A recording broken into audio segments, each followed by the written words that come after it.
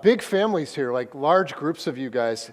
This is the time of year when we get a chance, sometimes only once a year, really, to connect with the whole family, like to connect with the extended family, with the in-laws.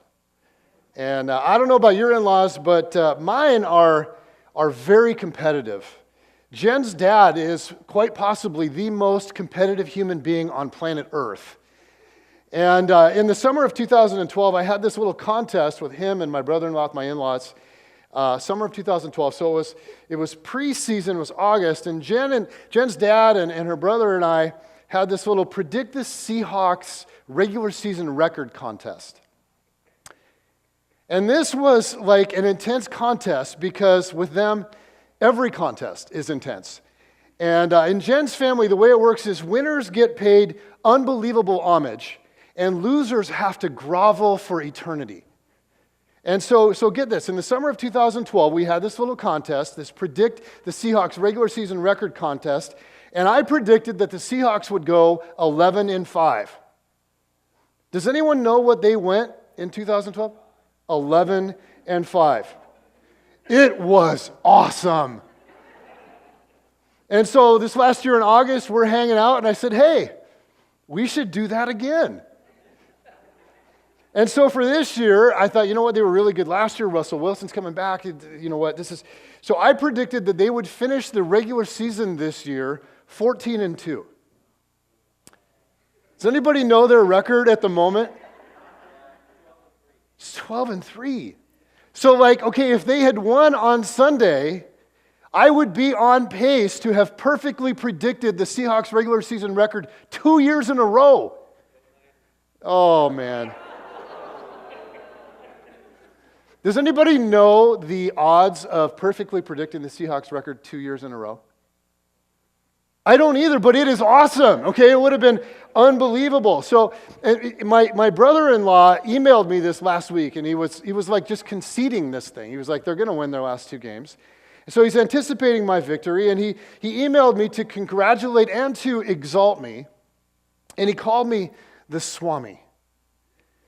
And then he thought about, he must have thought about that after he fired off the email, and he realized that wasn't really quite enough honor. So he sent a follow-up email, and I quote, sorry, it was Karnak the Magnificent I was looking for. The mystic from the East, the great seer, the soothsayer, sage, and former financial advisor to the Greek government. And then they lost. And I'm out of it, okay? And so I'm like totally out of the running. My father-in-law had him at 13-3. It's going to be unbearable. It's going to be horrible. And then to make it worse, I had another prediction last April.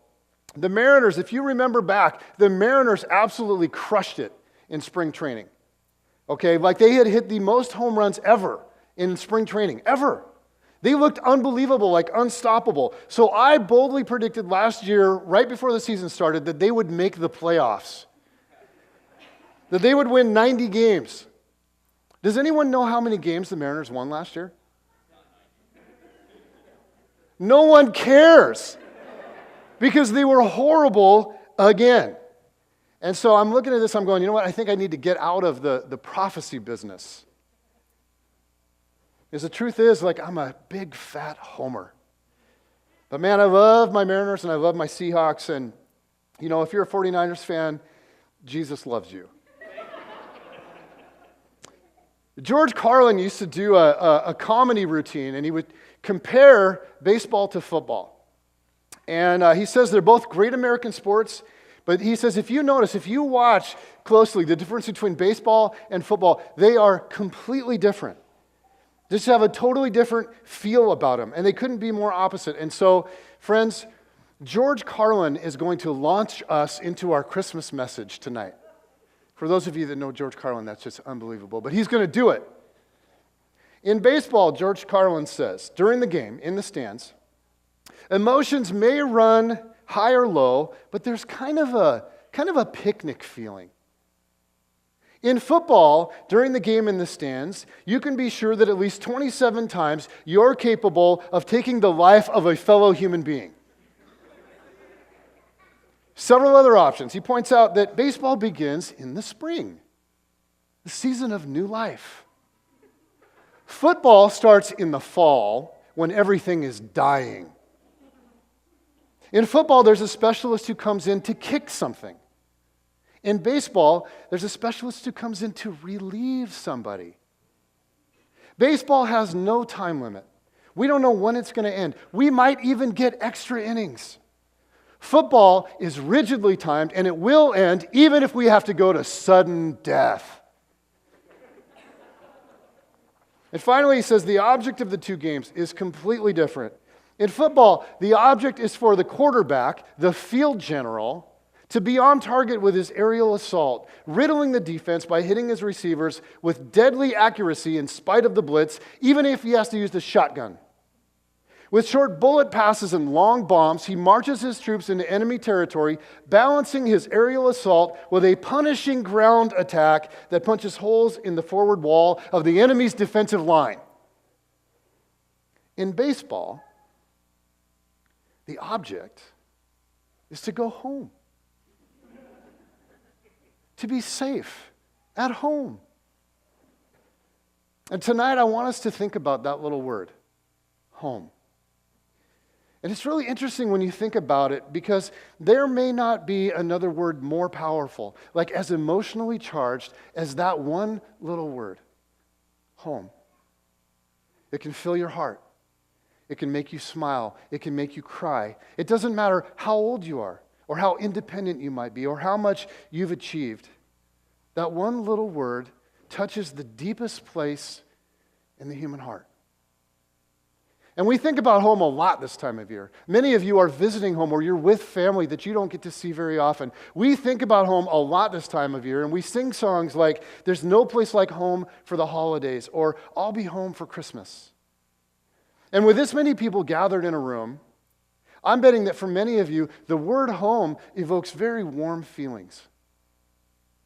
Like some of you, you can't wait to be with your whole family because every single person around the table is a model of spiritual health and emotional maturity. For others of you, the first thing that you do when you get back from extended time with your family is to schedule a 2-hour therapy session. Okay, but whether home for you has been a great place or not so great, this single word, home, is powerful. I want us to think about why is that? Why is this word so powerful? Why is it that it touches us so deeply? Why do so many of us feel, if we're honest with ourselves, why do we feel homesick from time to time? And I'm sure there's a lot of reasons. I'm sure that this is fairly complex. But for me, there are a couple of things that come to mind. For one, we long for home because it's a place that's supposed to be safe. Like in baseball, when you're running the bases, you're exposed. You're like exposed and you're vulnerable. You're vulnerable when you're trying to get to first base, and you're vulnerable when you're trying to get to second base, and you're vulnerable when you're trying to get to third base. And you'd think that after you make it to third base, you'd think you would go to fourth base. But you don't. You go home. Because once you get home, see, then you're safe for good. Home is supposed to be a place where you can let your guard down, where you're not vulnerable, where you're not in danger. And because our world is so hostile in so many ways, we long for that. We're desperate for that. We also long for home because we want a place to belong. Home is a place where you're welcomed and you're loved and you're celebrated. You belong simply because you're you. Like at work, have you noticed this? At work, they can say they love you, but they can fire you. Okay, home is the place where you can't get fired. Part of the reason the word home touches us so deeply is because it's supposed to be a very special place. Okay? A very special place. And tonight, we come together to celebrate Christmas. And in many ways, Christmas has always been a story about home. Jesus taught that in essence, there is a longing for home inside of every one of us that no home in this world will ever satisfy completely. Jesus taught that to some degree, we are all, in a sense, suffering from homesickness. And our longing for home really is just an echo of our longing for God. It's our longing to be loved, our longing to be protected. It's our longing to be secure. It's our longing to be wanted. And one of the most memorable stories that Jesus ever told is about a homesick boy and a heartbroken father. It's a story about a boy who didn't want to live under his father's roof. He didn't want to live under his father's authority. He wanted to experience a different kind of life, even if he had to go to a distant country. And so one day, he said to his very wealthy father, "Dad, I don't really like it here with you. I want freedom. I want excitement. And I don't want to wait around for it anymore. So how about this? How about you just give me my inheritance now? I don't want to have to wait until you're dead. And so why don't you just give it to me now and let me leave?" And Jesus says that the most amazing thing, he says that this father said yes. And he gave him his inheritance. And he watched his son disappear into the horizon. And it broke his heart. But he let him go. And in the distant land, Jesus said, the boy had a great time partying it up, going nuts. And everything was awesome at first. But eventually, he blew all of his money, like squandered his entire inheritance. And then he discovered that the real world is actually a pretty cold, hard place. Because like when he was rich, when he was throwing money around, he had friends. Everybody, all the ladies liked him. Everybody liked him. But now, see, no one cares about him. He's cold. He's hungry. He's alone. And so he starts dreaming of home. But he knows he can never go back. After the way that he treated his father, after the way that he's been living, there is no such thing as home anymore.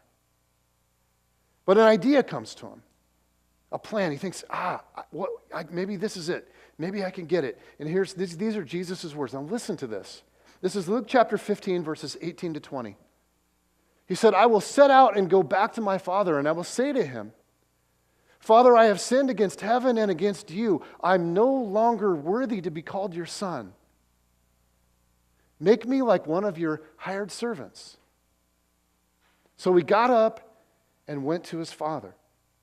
Okay, now he is absolutely certain that his father would never welcome him home as a son. But maybe his father might, if he sees the shape that he's in, maybe his father might have enough compassion to hire him as a servant and let him live. At least he could eat. At least he'd have a roof over his head.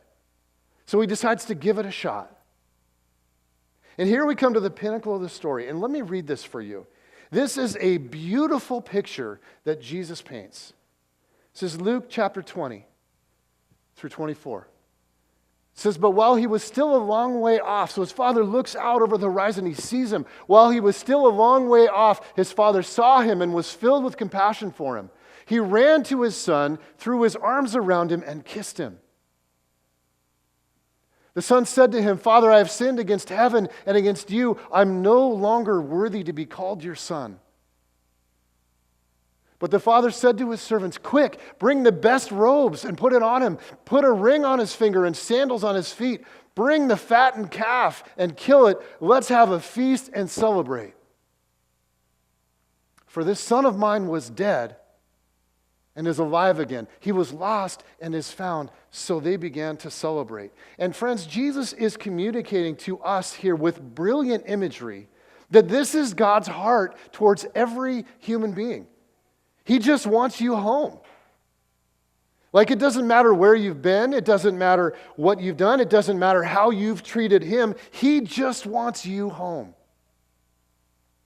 And if I had to sum up the essence of spiritual life, like God's deepest desire for you and for me, it would simply be this: to live at home with the Father. And when I live at home with the Father, then see, I invite God to lead me. And I invite him to guide me. When I'm at home with the Father, I realize that like no matter what I've done, because of Jesus, I can be forgiven. And I can be set free. And I can live a new life. When I'm at home with the Father, I start to see the world differently. I start to see it through my Father's eyes. And I feel His brokenness, His pain over the brokenness that He sees. I feel His pain over suffering that's going on around me. I feel His anger and I feel His compassion wherever I see injustice.